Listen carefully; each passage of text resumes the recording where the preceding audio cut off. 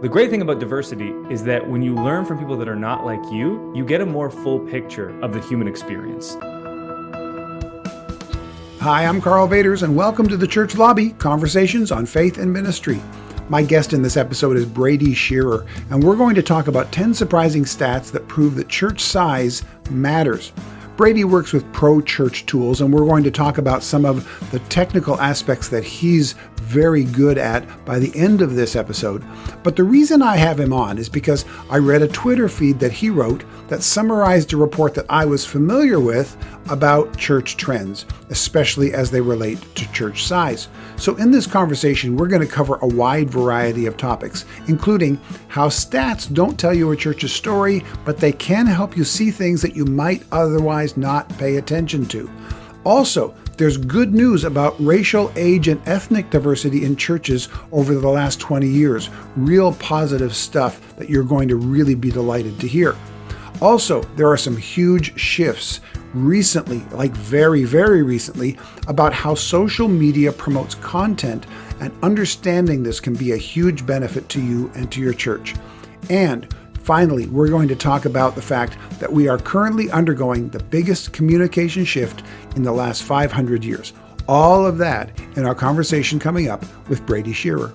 And don't forget to stick around when the interview is done. I'll come back with an overview of the content and some practical takeaways.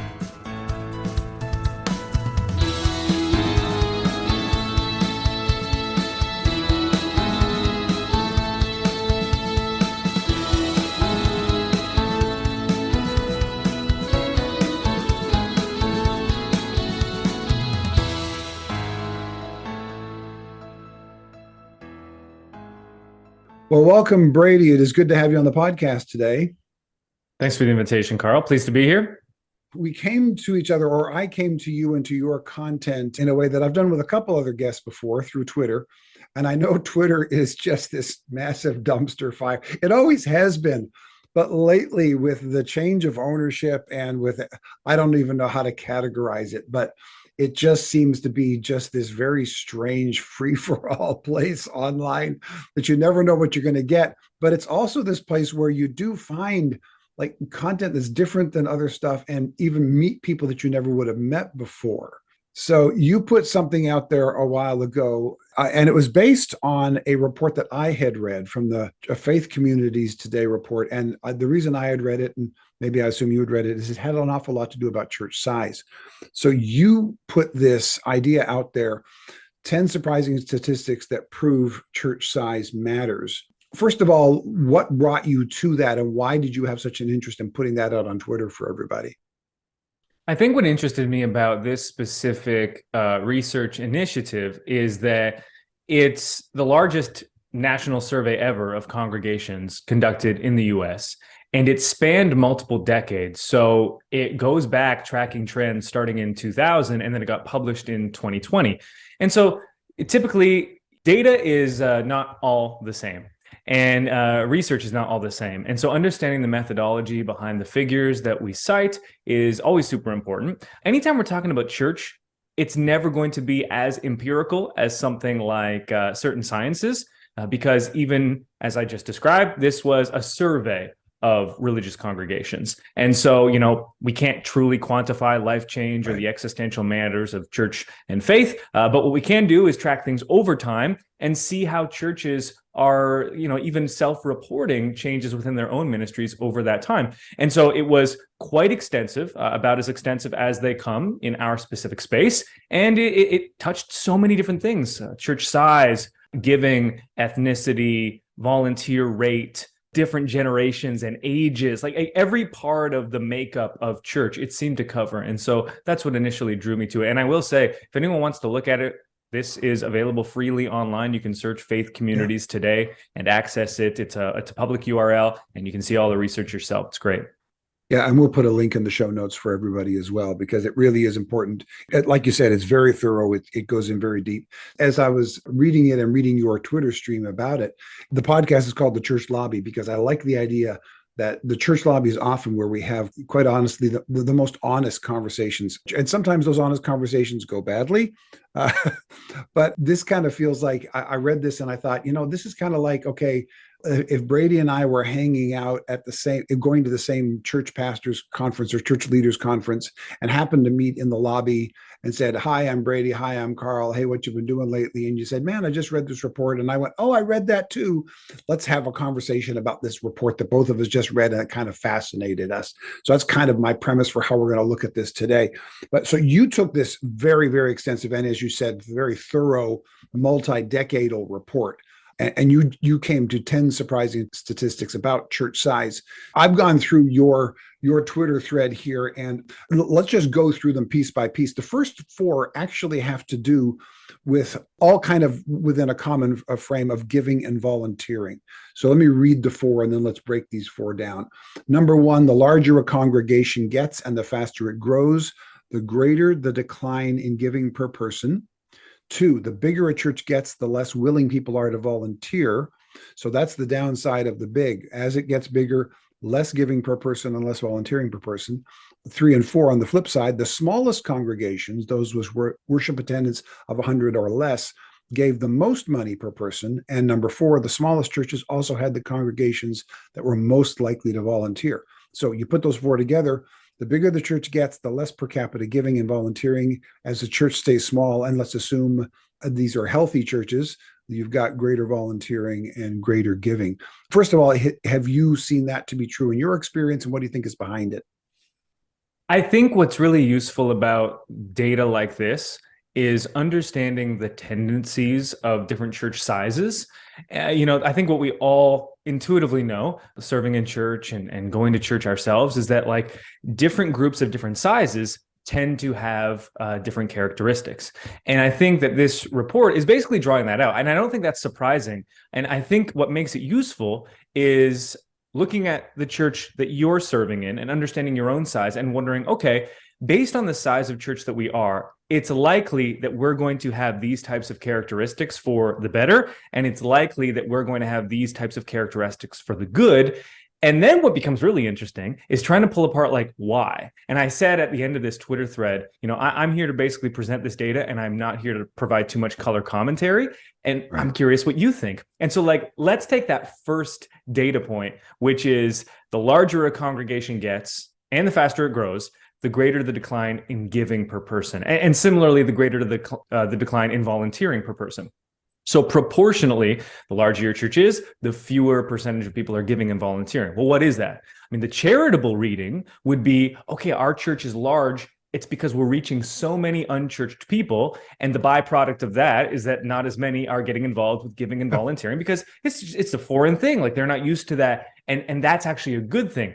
The not so charitable reading would be, that's because of bystander syndrome. There's that many people. I'm just showing up. I'm leaving. I'm consuming this amazing experience. The larger a church is, typically the more extravagant the experience becomes. I can slip in. I can slip out. I don't really have to actually interact with people. Church lobby, I'm not even staying. I got to hit lunch after this. And that's kind of the not so charitable reading. And so the question becomes, for your specific context, which one is it? Or which percentage of those things is it? Or is it, a totally different thing altogether? And that's why I think this becomes really useful. This data can be really useful in our individual context, maybe less useful in kind of like broad strokes and saying all small churches are like this, or almost all small churches are like this. The only danger, I think, and kind of like caveat I would make and say, hey, try not to do this, is because we saw this a lot in the comments, whether it was Instagram or Twitter, wherever we posted this data was, well, not my church, hashtag not my church. People kind of like being reactive and saying like, oh, this is a negative thing. I just want you to know my church is different. And we do this a lot with data or with anecdotal evidence. We will find outliers. We will find stories to basically prove what we want to be true. And that's something that we are all prone to do. And I think the best thing we can do with data like this is like, okay, across the states, and hey, look, I'm Canadian, Karl, Canadian background, not every country is going to have this. I think outside of America, congregations are smaller almost always. And so you might not see as much disparity between the large and bigger churches because, a big church here in Canada might be 2,000, and that might be like, not big, but not crazy big in maybe the States. And so just like pushing back against the impulse to be like, well, not my church. This is an outlier. Write off this data. I don't like what it says. And truly look into, what characteristics that are being presented here might be true in our church, or what's the pull in our church? Because if you understand like where the pull is towards, and that, hey, by default, we're going to kind of creep towards this negative thing or creep towards this positive thing. Well, that means we understand our strengths and we're aware of our weaknesses. And now we can kind of like make changes to fortifying both. I think that's huge. I think everything you're saying there, I track with. First of all, this whole idea of, oh, not us is something we've got to avoid because we're really quick to make ourselves, every time we're the exception to the rule, especially if the rule is a negative rule. But instead, secondly, the reason they assemble this is because there is helpful data in this. And yes, everywhere you go, every region of the country will be different. Different countries will be different. We understand all that, but this still gives us a baseline of research that is valid, that gives us some understanding, and to start asking ourselves, how does our church track with that? What do we understand about that? And if that's the case, if in a larger church, we're likely to lean towards less volunteering and likely to lean towards less per capita giving, why is that? And then how can we, as a healthy big church, counterbalance that to increase the giving, to increase the volunteerism? And then in the small church, not to be self-satisfied that, well, we're just better, because small churches aren't. And by the way, folks, we are going to get to a couple of the notes from the report and in Brady's Twitter feed where we see the strengths of the big as opposed to the weaknesses of the small. This is not a big church slam podcast. That's not what's happening here. There's positives and negatives on both sides, but there is stuff definitely to learn. My guess, it's a guess from a lot of experience and a lot of conversations. So it's an educated guess. My guess is between your positive and negative reads about why that happens in big churches, I think you hinted at this. I think in pretty much every church, you're not going to have one or the other. You're going to have a little mix of both. And so the burden is to move us towards the positive, that which is, hey, because we're bringing in new folks and because new folks don't give yet and don't volunteer yet, as opposed to, oh, all those big churches are just a place where everybody wants to be anonymous. I think in every big church, because it's big, there are some people who will want to choose large because they can be anonymous. And healthy big churches know this, so they pull back against it. And if a church is especially fast growing, hopefully that growth is coming from conversion. My guess is there's a mix of both. Has that been your experience? Oh, there's definitely a mix. Nothing's a binary or like this really clean dichotomy like that. But I do think understanding kind of like where the church size is likely to creep is really useful for influencing our ministries and how we talk about things at church. Even just something as simple as doing announcements and things like that. If you are a smaller church, maybe you don't need to color that language with things like, hey, we want you to be involved. We don't want you to be anonymous, like just show up and leave, because maybe that's really less likely in a church of 100 or fewer. But then in a much larger church, that's where you might want to include more language like that. If you're a smaller church, maybe the emphasis needs to be more on, hey, we got to have a willingness to change. We need to be willing to kind of get out of our comfort and the cycle of doing things how we always do them, because yeah, it's great for us, but is that great for someone coming in for the first time? And so understanding the unique challenges that you face based on your size, I find this data so valuable in that respect, because it lets us kind of get outside of our individual context. Sometimes we're so close to the ministry that we're doing on a day-by-day basis and the problems that we have to solve today and the email inbox and the texts and all that we can become not so aware of maybe the broader forces that are at work just based on kind of the makeup of our ministry. Take a step back, get that perspective, and now we're able to maybe make some more informed decisions. Yeah, I fully agree. This is, again, the reason I had you on, because I think these are important things to look at. Let's take a look at number 5. It shifts the emphasis. Again, number 5 being the fifth point that you pulled out of this particular report. Number 5, churches of 100 or fewer spent the least on staffing costs and gave the highest percentage of their budgets in support of missions and charity. My guess is that this is going to feel counterintuitive to some people, because if you got a tiny little church, there are some churches out there that are probably spending, almost all of their funds just to be able to afford a pastor. And so they got almost nothing left over, even to take care of the building, let alone give to missions. And the bigger churches that have all this money coming in, yes, they've got multiple staff, but they're going to be able to spend a smaller amount on their staff because of the heft of their giving and because of their size.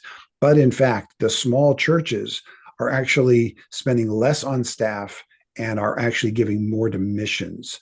Did that feel as counterintuitive to you when you read it as it typically feels to me every time I read it, even though I know the stats are proven to be that way across the board? Yeah, absolutely. Counterintuitive, not what I expected. Now, to be clear, we're talking about proportionate, like percentage of budget. Yeah. So obviously the bigger churches, the net volume or the gross volume is going to be greater than the smaller churches. We're talking proportionate to budget size. And, we're all prey to this. Forget church. Think about your own family budget. Once we make a bit more money, then we could give a bit more money. That's what we all tend to believe. In reality, it doesn't seem to play out that way. And that's because, like most things, like it's a priority thing. It's a value thing. It's a heart thing, not necessarily just dollars and cents. Now, let's do the charitable reading versus non-charitable reading breakdown again. The charitable reading of this for smaller churches would be, hey, we truly don't care about spending as much money on like these big performative services and the types of things that maybe draw a big crowd. No, we're here to dedicate funds towards real on the ground ministry, missions. And we don't need to spend as much money on hiring additional staff to do things that may or may not contribute to discipleship and fulfilling the mission of the church. We're ready to give that money elsewhere. The non-charitable reading would be, on the one hand, maybe we're not paying our pastors as much as we should be because we are choosing to, hey, we can get by with this.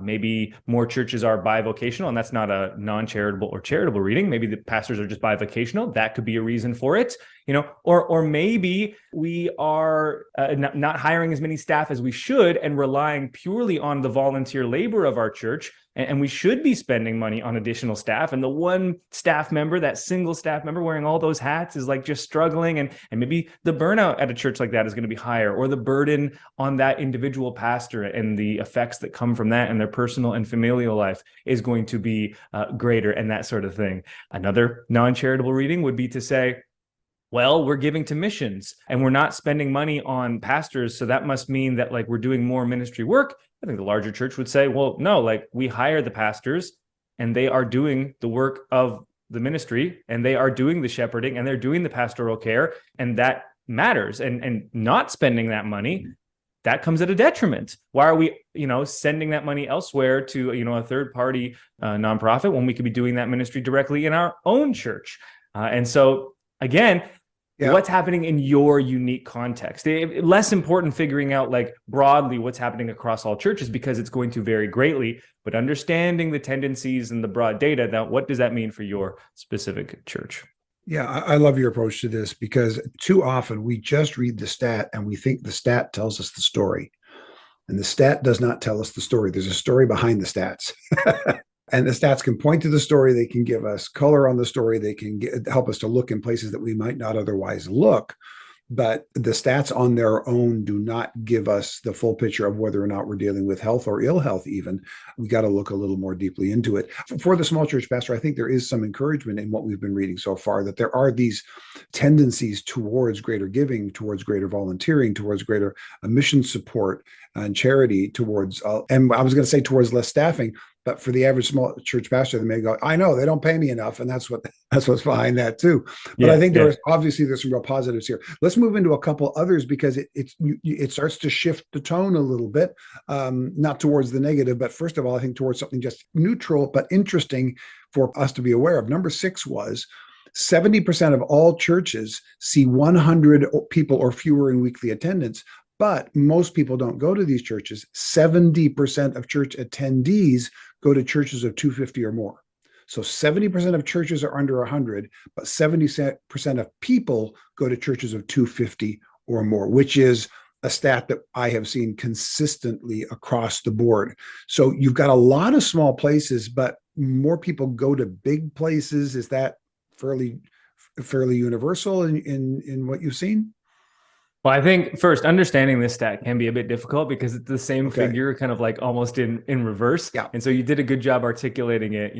70% of churches are under 100, 70% of church attendees go to churches of 250 or more. So, I mean, you could chalk that up to like simple math. Yes, the bigger churches are bigger, and by virtue of that, more people go to them. But I think what's useful about this specific data point is kind of understanding the behavior of church goers and what they're choosing to do. Because what we see are, okay, these churches of 100 or fewer, like there's so many of them, but it seems like the trend is fewer people are going to them. More people are going to the larger churches. So again, what might the reading on that be? The charitable reading is, okay, these larger churches have more for kids. They have more for young adults and students. They have more resources for counseling and for spiritual care and, courses on like money management and parenting, and the worship is, more engaging, and whatever it might be.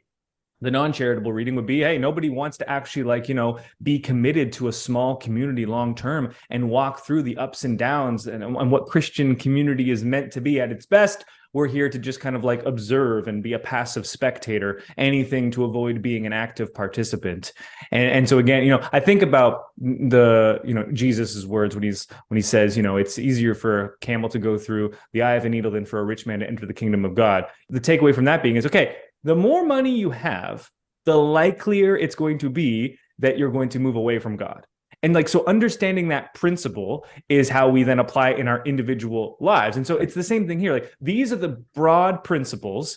Then how can we use them to better our own individual ministries? And I'll keep harping on that, because what I don't want anyone listening to do is take away something from this and being like, oh, if we want our church to be better at fulfilling its mission, we need to then copy what a big church is doing. No, not necessarily. That's not the implication here, but simply understanding your own context, what you're excelling at currently, and what your weaknesses are currently, because every church of every size is going to have different things they excel at, different things they're not so great at based on their personnel, unique DNA, the missional specificities of your church compared to another. And so again, it's about fortifying the weaknesses and then continuing to excel in those strengths.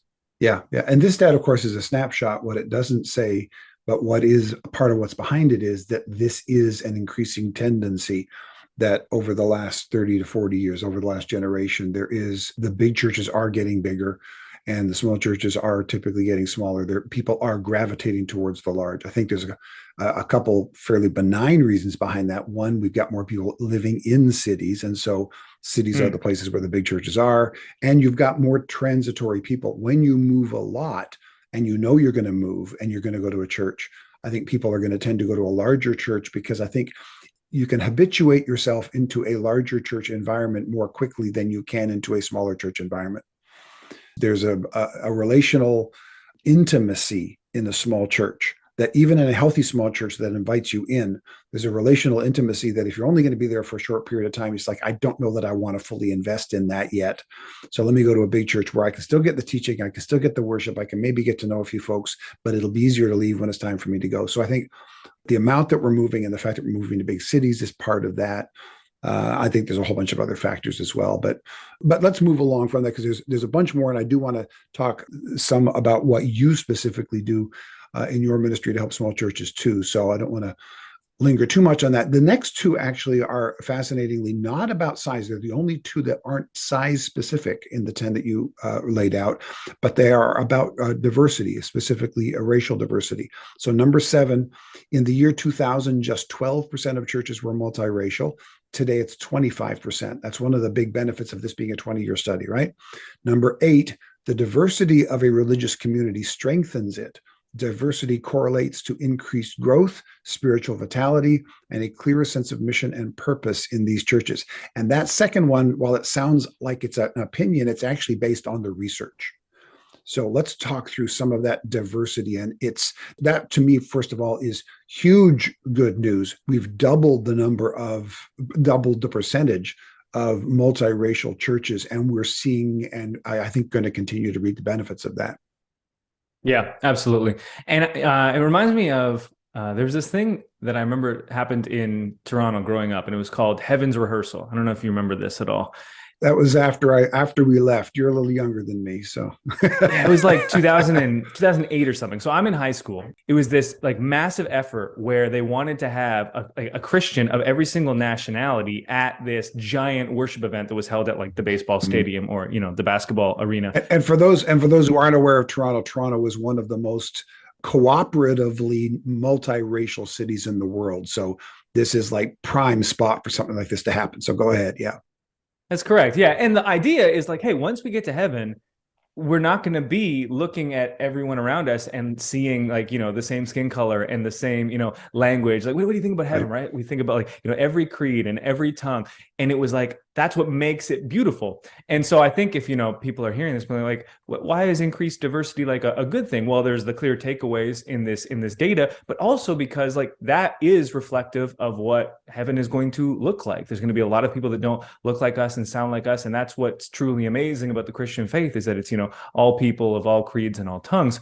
And I also think that it's worth noting the great thing about diversity is that when you learn from people that are not like you get a more full picture of the human experience. And I think that's why we see in these churches a greater willingness to change, an increase in like spiritual vitality, because like when you learn from people that are not like you kind of get like, it's like when you travel and you realize like how small you are in the world, and it like bears this like spiritual fruit of like humility and empathy and compassion towards the world around you, because you realize like I'm not at the center of the universe.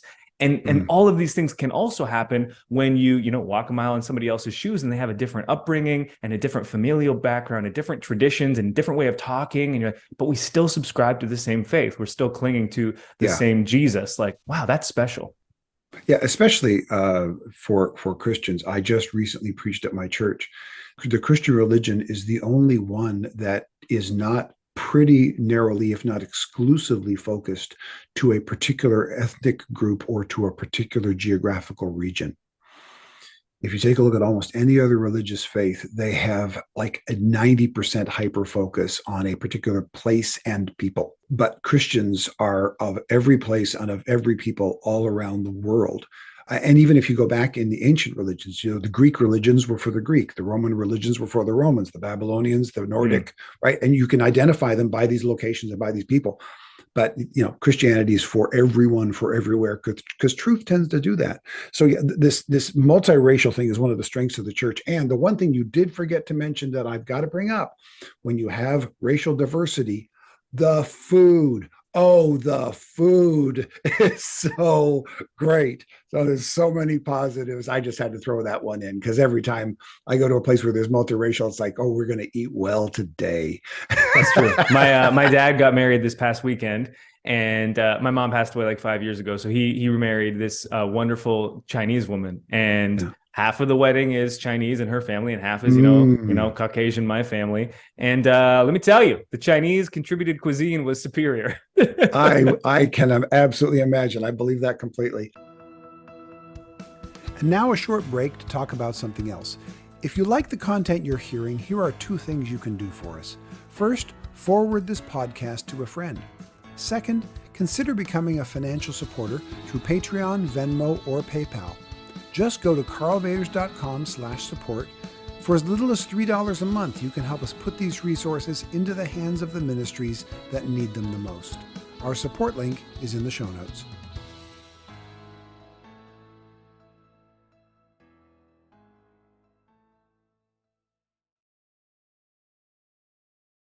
Let's go to number 9, which starts getting into the core of what you're all about. So I'm going to go through it quickly because we're going to spend a little bit of time in the back half of this, and we'll spend some time in the bonus content on that as well. But number 9 is a larger church correlates to a greater willingness to change, a clearer sense of mission and purpose, and increased use of technology. I mean, we could spend the entire podcast on just those 3 things: willingness to change, clear mission and purpose, and increased use of technology. So since we'll talk about the tech stuff in the subscriber content, let's take a look at why do you think the larger churches have a greater willingness to change and a clearer sense of mission and purpose?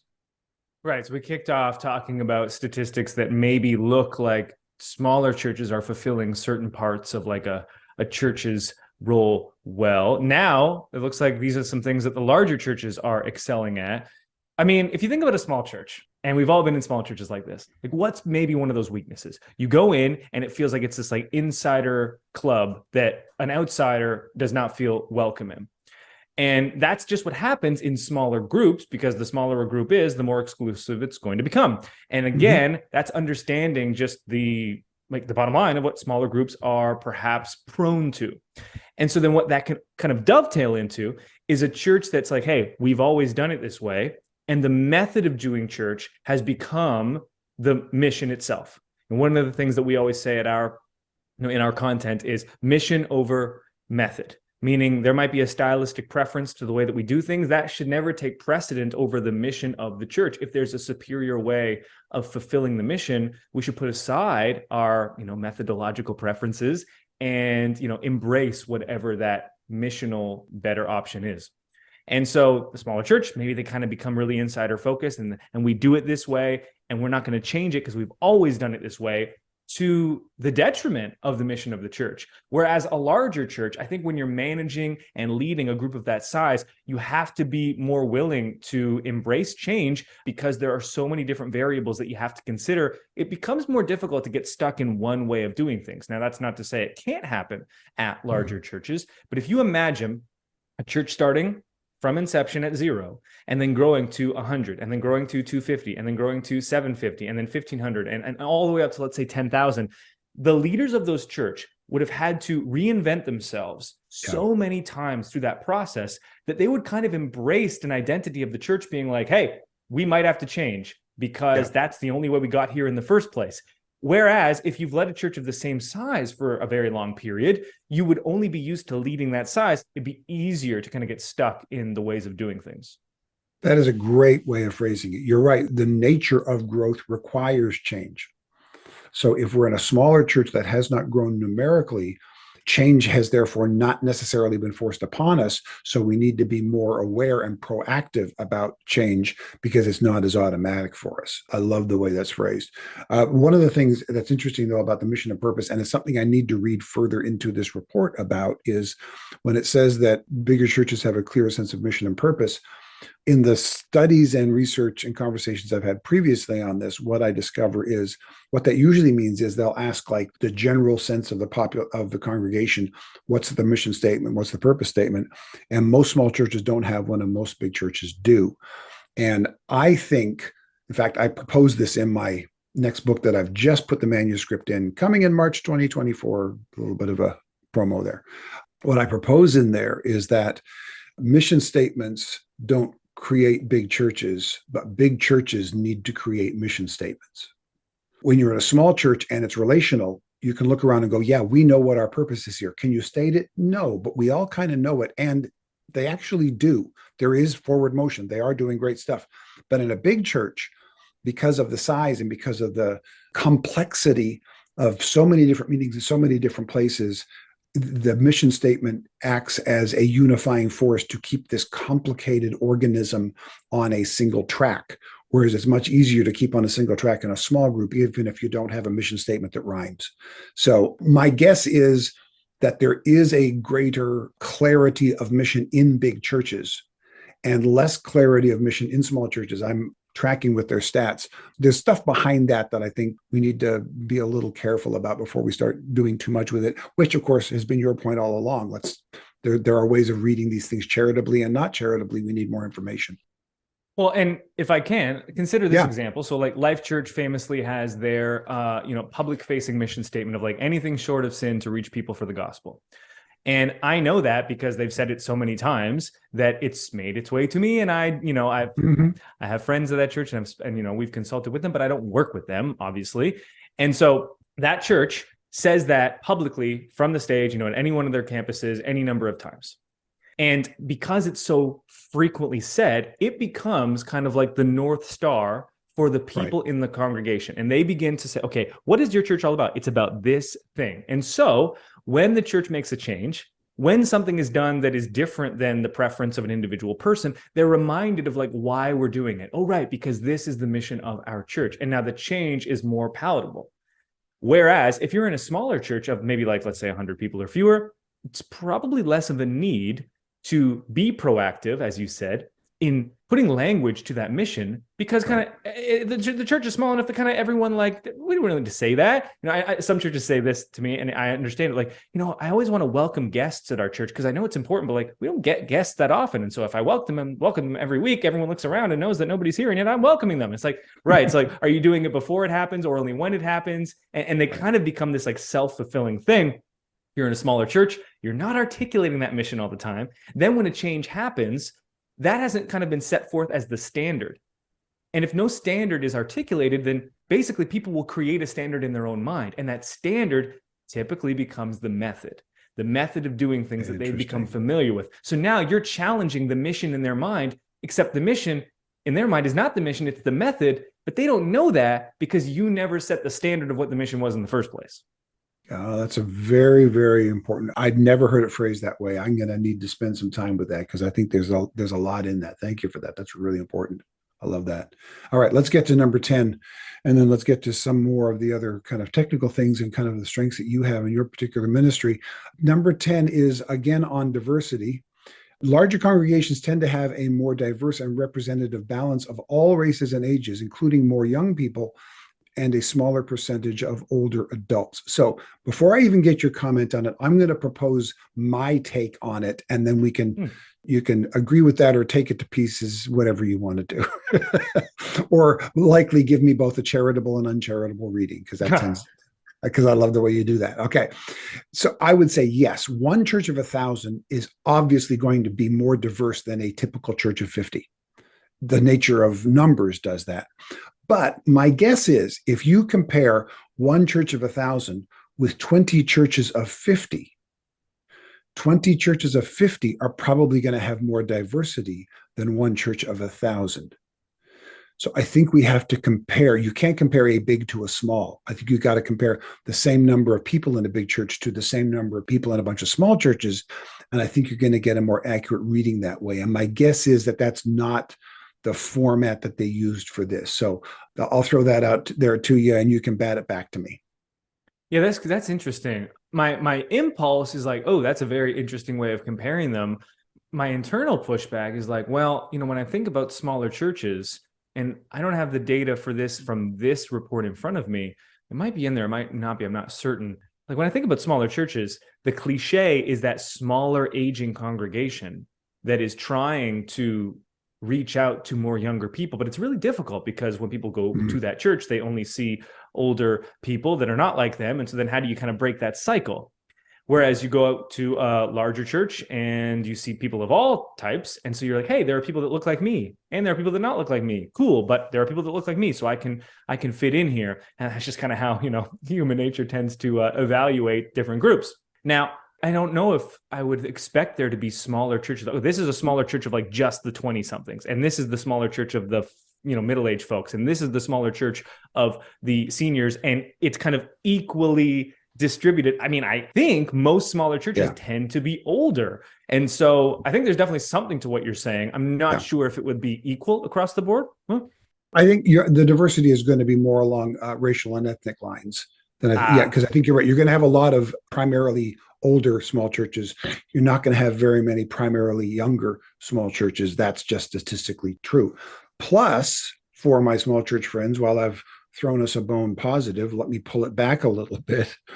If indeed you do have 20 churches of 50 equaling 1,000 people, and among that 1,000 people, there's greater ethnic diversity, the likelihood is that you got white folks in one church and Chinese folks in another church and African Americans in another church. And so, in fact, it is actually a greater division rather than diversity. Right. And it's actually, I think, contributing to the racial divide in a lot of cases. It isn't necessarily that case, but I think statistically that's probably likely to be proven true. So there's always the give and take. There's the pushback. There's the back and forth. I just threw that up because I'm very slow to compare a church of 1,000 to a church of 100 or a church of 50 because they're just too different to compare. So I'm always wanting to pool it together and go 20 churches of 50 compared to one church of 1,000. Typically, that's a better apples to apples comparison. So while in that you're going to have greater diversity, I think you're also going to have greater division. Yeah, I think that's a really fair way of comparing it. And I was coming at it from the perspective of ages and generations and Yeah. not ethnicity. So it sounds like we were maybe talking about two different things. Yeah. And I think just throwing all of this out there for everybody to hear and to understand, this is the complexity of these things. These Oh stats yeah. are not simple, and what they mean are not simple. And this just gives you some idea in this back and forth conversation of the kinds of things we need to consider when we read these reports from this point on. But let's move along from that. Great conversation on that. We could go on forever. But I want to spend a little bit of time before we wrap up to talking about what you do. You have a ministry called Pro Church Tools, and your tagline is helping churches navigate the biggest communication shift in the last 500 years. So, my first question is, what is the biggest communication shift in the last 500 years, and what's Pro Church Tools doing about it? Right. So the one 500 years ago was the advent of the printing press. And what Yeah. was amazing about that was that it gave everyone access to the scriptures, lay people, as long as you could read. No longer was it reserved for just the priests to kind of like say, hey, here's what the Bible says and what it means, and here's what you need to know. And what was the fallout of that technological shift? The Reformation. Everyone got access to the scriptures, and suddenly folks were like, oh, there are some things happening in the church that maybe we don't think is on the level. And there were a lot of people that were resistant to that change because they did not think, Christians at the time, we should give the average person the Bible. Like, they won't be able to understand Yeah. what's in there. They won't be able to actually apply that in healthy ways. Like, that needs to be reserved for the clergy. So we're going through a similar technological shift now. The removal of gatekeepers similarly to the printing press, and that is, the internet and digital media. Karl and I, despite, being born in the same country, are interacting right now because of a Twitter thread that I posted. And then, Karl was tagged on it. He comes across it. And now here we are talking face to face, over Zoom. And, for my part, I went to school to be a youth pastor. I have my degree in youth ministry and theology. And I started in, around the turn of the 2010s, a podcast and a YouTube channel and a blog, basically teaching churches about embracing digital media. Like, hey, here's how you can set up your Facebook page, in 2012, that's what we were talking about. And here's how to use a camera to make videos in your church, telling stories of life change and shooting video announcements and welcome videos for people checking out your church. And hey, you probably need a website. What's important? Responsive design, and talking about how websites should look good on phones in 2014. And, that was a big change. And so, here we are looking at, Apple's announcement last week. Oh, wearables. Is this the time where AR and VR in ways that are more mainstream than, niche? And so we're still in this big change. It's shifting so often. Yesterday, I drove to the mall with my wife. I went and got her a birthday gift. And I live in, near Toronto. Toronto has a lot of highways. And I think we had to go on 7 different highways to go from my house to the mall yesterday. And I remembered road tripping with my dad as a kid. And he'd have, 27 pages of MapQuest printed out. Yeah. And I'd be in the front seat being like, okay, exit 75, take it here to the right. And nowadays I can have a GPS that's kind of dynamically sending me where I need to go based on live traffic reports. Like, Google Maps came out in 2005. That's just one tiny area of our lives that will never be the same. Like, imagine not having live data on how bad the traffic is between here and wherever you're trying to get. But for the history of humankind that we had vehicles, that was how things were. And so things are changing at a very rapid rate, and it can be daunting. It can be scary. A lot of new things are harmful. But what I also know is that the ability to take the good news of Jesus and share it with people is now more accessible and more predictable than ever before. And that's a good thing. And so we can embrace that for all the good that it is. Yeah. What would be your response to the small church pastor who's sitting there and hearing this and going, okay, all good for you. You're young. You're a digital native, or pretty close to digital. Well, yeah, you're a digital native, and you got a grasp on this. And, big churches have a tech team behind them. I'd like to embrace these changes, but I'm barely handling what I've got. What are a couple encouragements and a couple early steps that small church pastors, who are, particularly if they're a solo pastor, can take to begin to move towards this in ways that are not threatening and not overwhelming? Yeah, I mean, the first thing is, controlling your attitude towards it. TikTok came out 3 years ago, and TikTok is not a social platform made for my generation. It's made for Gen Z. I'm a millennial. The first time I opened TikTok, when I realized, okay, this is probably going to be quite big, I remember feeling like, okay, this is a complete foreign environment that I have no idea what's going on. All of the application nuances and the icons and the environment is completely different than any other social Now platform. you know how us boomers feel. There you go. Precisely. And it would have been easier for me than probably, an older person. I'm not going to say it's apples to apples just because I have some experience with it. But I remember the impulse to be like, you know what? I don't need to do this. Like, Instagram's still fine. Like, what? And then I was like, no. Okay, now you're doing what you said you did not want to do, because it's just natural. The older we get and the more that we've done ministry for an extended period of time, the less likely we are to see something new and be like, I need that. Because no, I've done ministry this far and I've done it for this long, and hey, it's gone pretty well. And now you're saying I need to change? Like, that's a big ask. I always sympathize with that. Again, mission over method. So when I was approaching TikTok, I was like, no, I'm quite confident this is going to be a massive platform. And so the mission of my organization says this: forget about the method and what my preferences are. I need to stick to my mission. And so I think that's always the attitude that we need to have. It's like, okay, it's frustrating, the pace of change, but the mission would dictate this, and I am a servant of the mission, not my own stylistic preferences and that sort of thing. The other encouraging thing, because the changing of your attitude is not especially encouraging, I will admit, is that tech is now more accessible than ever, and education on the tech is more accessible than ever. Yeah. Where did I learn these things? YouTube University. Right? You just fire up a search engine and you type it in, and I'm learning these things. You at the beginning of this conversation, Karl, said that, you came across my content, and yes, Twitter has its own downsides, and all social platforms do, but you came across my content, which was cool because we didn't know each other, but you were recommended that. And all of the new parts of social media at their best are introducing us to things that are awesome that we otherwise never would have come across. And that's really, really cool. My social feeds, whether it be home design or fitness or fragrances or fashion or, fishing, like insert your specific recreational proclivity, the things that you enjoy, or your professional pursuits. There are people that you would be able to learn from and enjoy listening and watching what they're up to. And now we have access to those things. We don't simply have access through television and through the newspaper. There are brilliant individuals that we now have access to simply because of the internet. And that's a good thing. Back when I was learning cameras, I published 40 videos on YouTube. Here's how to use a camera, church, a DSLR camera. Here's how to use it. I don't even have to do that anymore with a pastor for the first time. I can say, pick up your phone, because the camera in your phone is now superior than the camera that I taught people to use and use for the first time 10 years ago.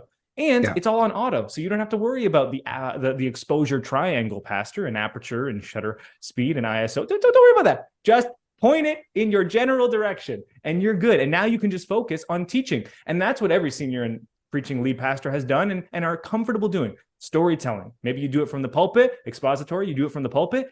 Now you can just do it from, instead of a pulpit, a phone. Same exact thing, just a different medium. Yeah, it's huge. We just had the interview with Sally Guillory, who wrote a book about YouTube for churches. It's episode 49, if anybody wants to go back and listen to that, because she has a lot of great tips on that. But yeah, you're right. Like YouTube University, YouTube has become a verb. Just like Google has become a verb. You Google it, you YouTube it. Google it means to find more information. YouTube means to figure out how to do something. That's how those are used as verbs. One of the things, when I went to your YouTube channel, the first video that pops up is the introductory video, at least at now as we're talking. I'm not sure how much that'll be updated by the time this comes out, but it's about the rise of vertical video, which, first of all, always makes me cringe, because the whole idea of holding your phone up and down rather than sideways is just against my nature. Somehow I believe it's against nature itself, but nevertheless, it's just something I'm going to have to deal with. Rise of vertical video. But the biggest takeaway in that presentation to me was that there's this huge shift happening in social media, where all the social media platforms were really separate. If you wanted to create content, you had to make it look and even size slightly different for each different platform, which I've been doing now for years.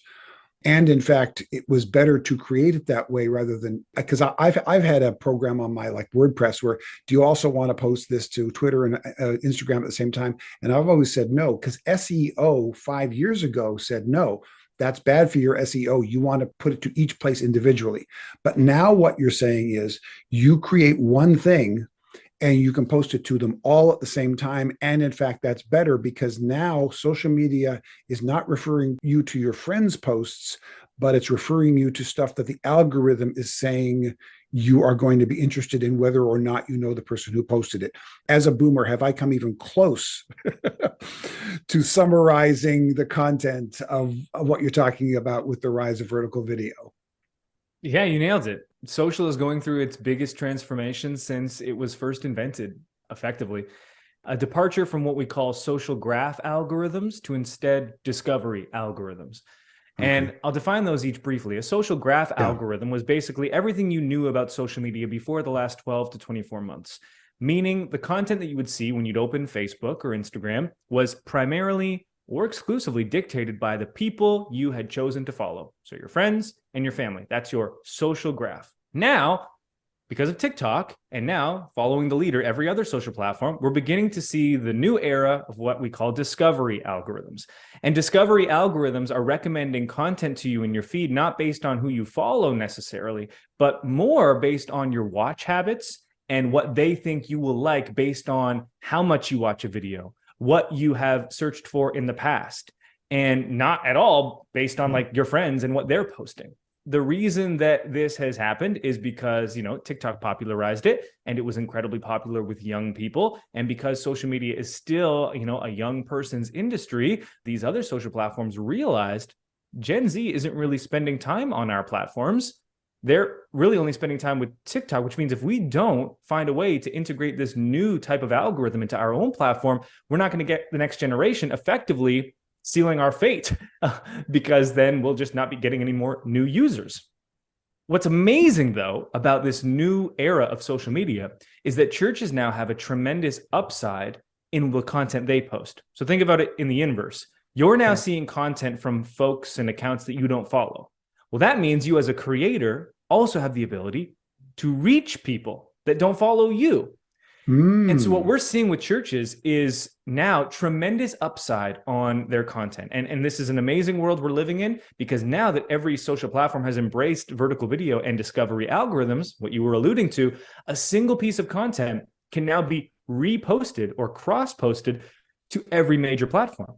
Again, that was a faux pas years ago because you needed to change the aspect ratio. You need to consider the unique nuances of each platform. Now you can take a message that you've preached and the video that you likely perhaps have of it because of the pandemic. You can take it, make it into a vertical video of 60 seconds or less and post that to Facebook Reels, Instagram Reels, YouTube Shorts, TikTok, and Twitter. And that single sermon that was preached now has the potential to reach thousands, tens of thousands, hundreds of thousands, even millions. And we get DMs from this all the time from churches being like, hey, I posted one of my social sermons, as we like to call them, and now it got like 50,000 views. I've never reached this many people. This is amazing. And then all the good and life change that happens from that, because I can hear people pushing back in their mind. Well, what good is that? Well, if the good news is worth preaching in person to the 100 or 50 or 25 people in the sanctuary, then it's just as worth preaching online to the tens of thousands of people that will see it there, because life change comes through the preaching of the good news. So yeah, this is a huge shift. In fact, we're going to move this conversation. What are some practical steps that small church pastors, solo pastors can take to take advantage of this new way that algorithms are doing it? We're going to move that into our bonus content. So bonus content is available to any of you who are listening right now. All you have to do is subscribe to our free newsletter. Go to karlvaters.com/subscribe and subscribe to our free newsletter. You get one email per week on Friday. That's it. I don't inundate you. In that email, you'll get all the updates of new podcasts, new articles, any new information about the new book that I'm writing. It'll all be there. And you will also get a link to the bonus content for all of the bonus content we've created for the last, we started doing this about 7 or 8 episodes ago. So all the bonus content from any of the episodes you can get there. So just subscribe, karlvaters.com/subscribe. And we're going to be talking about some very practical ways that we can respond to this new vertical video and new algorithm way that social media is doing things. But before we let you go from the podcast here, let's take a look at our lightning round questions. All right. Question number 1, what are the biggest changes you've seen in your field of ministry in the last few years, and how have you adapted to it? I'd say the biggest one obviously was brought on by the pandemic with live streaming and online giving and churches embracing that kind of out of need. But more broadly, when I started doing this in 2010, it was just like 20-year-olds that were like, I'm the worship pastor and I'm telling my church we need a Facebook page and they won't listen, but I'm going to set it up anyway. And I think what Yeah. I could clearly see is I was like, the older folks get, the more that this is going to become important. And the people that are 20 now are going to be 30 soon, and they won't be, youth pastors. They'll be associate pastors. And in 10 more years, they'll be the lead pastors. And I could kind of see where this was going. And so it used to be the big fight was like social media, why? And now it's like social media, how? Yeah. And so that's a pretty big change. That's a great way to phrase it. We've gone from social media why to social media how. That's about as concisely as you're going to be able to put that. Beautifully done. All right, Lightning second round. one. Yeah, there we go. What free resource like an app or a website has helped you lately that you would recommend for small church ministry? Yeah, I was just using this week. It's called Vector Magic, and it's vectormagic.com. If your Okay. church has a logo and like you don't know who made it, you don't know how old it is, and it's like an old tiny little JPEG, and like if you want to get a transparent background, like logos are meant to be vectors, meaning they can be scaled as big or as small as you want, and Without they'll losing be resolution. Yeah. precisely. So you can use them in print, you can use them online. Vector Magic, you can just upload your logo and it will retrace and turn it into it, and you Wow. don't need a designer. I'll be using it this week with some churches doing Oh, in a pilot project. I am going to jump on that right away because I have needed that so many times. And you got to find a graphic designer, and they got to have enough Yes. time, and they got to understand what it is you're actually wanting to do. And oh, wow. Yeah. Vectormagic.com. It's like unlimited for $12 a month. So you can do Wow. it for free and it'll show it to you. So you can see, oh, yes, this will work on my logo. And then you Okay. can pay the $12, cancel after the first month, and you're golden. That's huge. I hadn't heard about that. Is that really new? Because I haven't heard about that at all. And that No, if you go sounds to the website, it's the oldest, nastiest looking website you'll ever see. Like, I think AI will be doing this for us automatically pretty soon. Like, they can generate stuff. Why can't they automatically turn a logo into a vector? But this, yeah. I don't even know, man. This isn't even a responsive website. It's from like, 2004. That's crazy. Because that is a huge tool to be able to use. Yeah, thanks for that one. That's amazing. Okay. Third, what's the best piece of ministry advice you've ever received? Yeah, I have it on my chalkboard wall here and on my desktop. Most people overestimate what they can do in 1 year and underestimate what they can do in 10 years. Yeah. Yeah. Tell me why that matters to you. I think because as a young person, you want things to happen pretty quickly. And because I haven't lived too many years, at 32, and this was especially, more meaningful or useful, let's say 10 years ago. It's like life is so short, like you don't understand how long time is and how much you can accomplish just with little things consistently over time. And I think what tends to happen is we don't see the change we want fast enough. And then we jump to something else and we jump to a different method. And what we're doing is we're actually undercutting the entire goal that we're trying to reach because we can't just stick with the right thing for the right amount of time. Yeah, I love it. Corresponding one to that I heard recently is we overestimate the value of one sermon and underestimate the value of 1,000 sermons. I've had people actually ask, can you name one single sermon that changed your life? No, but over the last 40 years of listening to one sermon a week, it has absolutely transformed who I am. Great point. It has been foundational to my faith. So I can't point to one meal either, but I keep eating. All right. Last one. What's the funniest or weirdest thing you've ever seen in church? Yeah, I mean, we did a youth event once, and it was like an overnight retreat. The meal of choice for like all the boys in our dorm was bologna on icing. Icing on bologna. So like an all beef bologna. Okay. For non-Canadians, icing in the US is usually called frosting. So you're not talking That's about ice, you're correct. talking about cake frosting. Right. Like the Betty Okay. Crocker Okay. vanilla in Okay. a tub, and then we just, take a butter knife and On just bologna. spread that on bologna. Yeah, that was our sweet and savory dessert of choice on that retreat. So I'll never forget that. Yeah, no, I wish if I had, I would probably wish that I could, but I don't know how you ever would. Alrighty. How do people find you online if they want to follow up in any way? Yeah, we're on every platform. You can just search for my name, Brady Shearer, or Pro Church Tools. If you're into Instagram, if you're into YouTube, TikTok, if you're into podcasts, we've been podcasting for a decade. We're on all these platforms and have been for a long time. So check us out. And if you want to DM me directly, Instagram's the best place for that. Just at Brady Shearer. Terrific. And we'll put links to all of that, including website, YouTube, his recommendations, the report that we've been talking about, all of that will be in the show notes, including the link where you can subscribe so that you can listen to the bonus content that he and I are about to get into. So if you are following us, if you do subscribe to the newsletter, I encourage you to go over to YouTube and check that out as well.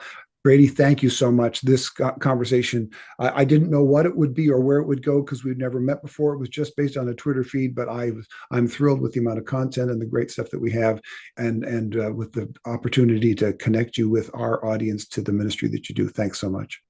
Yeah, great to be here. I love Brady's heart and passion for the church. It was nice to find out, even when I first got online with him, that he lives fairly close to where I grew up, just outside of Toronto, in a beautiful place called Niagara on the Lake, near Niagara Falls in Canada. But more than that, of course, his expertise in technical things and his love for the church was really important to me, and I think were of real help to you. Here are some of the takeaways that I got out of it. First of all, while we are often used to seeing the disadvantages of small churches, including those of us who serve small churches, it's also nice to know that we have some advantages in our small church that our big church friends can learn from as well. Specifically, I love that small churches tend to be more generous per capita. We have to higher volunteerism per capita, and we give more to missions per capita than our big church friends do. That's not a bragging point. That's simply the nature of size, that involvement is that deep in a healthy small church. And then finally, my takeaway is that there's always a charitable and an uncharitable way of assessing the stats. The stats themselves don't tell you the story. They don't give you everything you need to know. What looks like a negative stat may not be a negative stat. It really depends on how the attitude we have when we approach it and what we plan to do about it. So don't just take the information and go home thinking you know more. Let's take the information and let's do something about it. This episode was produced by Veronica Beaver. It was edited by Karl Vaters. Original theme music was written and performed by Jack Wilkins of jackwilkinsmusic.com. The graphic design is by Solomon Joy. And me, I'm Karl Vaters, and I hope to talk with you again in the church lobby.